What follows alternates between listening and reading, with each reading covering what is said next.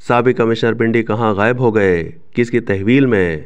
मुल्क के सियासी और इंतखाबी मंजर को अपने दावों पर मबनी इंकशाफात से सबुताज करने की कोशिश करने वाले रावलपिंडी के साबिक कमिश्नर लियाकत अली चट्टा इस वक्त कहाँ हैं, किसकी हिफाजती तहवील और निगरानी में है?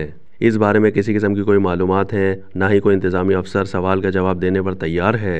साबिक कमिश्नर की प्रेस कॉन्फ्रेंस में किए जाने वाले दावों की हकाई की तहकीकात करने वाली कमेटी ने पीर से बाज़ाब्ता तौर पर काम शुरू कर दिया है। दूसरी तरफ साबिक कमिश्नर के हवाले से नए इंकशाफात सामने आने का सिलसिला रुका नहीं। उनके प्रेस कॉन्फ्रेंस के हवाले से कुछ काबिल तवज्जो बातें भी सामने आई हैं, क्योंकि रावलपिंडी इस्लामाबाद में मौजूद मीडिया के किसी सीनियर नुमाइंदे को प्रेस कॉन्फ्रेंस में मदऊ नहीं किया गया। हालांकि साबिक कमिश्नर के मीडिया में काबिल जिक्र नुमाइंदों, जिनमें टीवी चैनल के एंकर्स और प्रिंट मीडिया से ताल्लुक़ रखने वाले सहाफ़ियों की बड़ी तादाद शामिल है, जिनसे ताल्लुकात का एतराफ़ फ़रीक़ीन की जानिब से किया जाता रहा है। प्रेस कॉन्फ्रेंस जो रावलपिंडी क्रिकेट स्टेडियम के एक हॉल में हुई, उसके दावतनामे महकमा इत्तलात रावलपिंडी ऑफिस से जारी किए गए थे, जिनमें स्पोर्ट्स रिपोर्टर को मदऊ करते हुए इत्तला दी गई थी कि कमिश्नर रावलपिंडी आरपीओ के हमरा पीएसएल के मैचों के इंतजामात के हवाले से मीडिया से बातचीत करेंगे।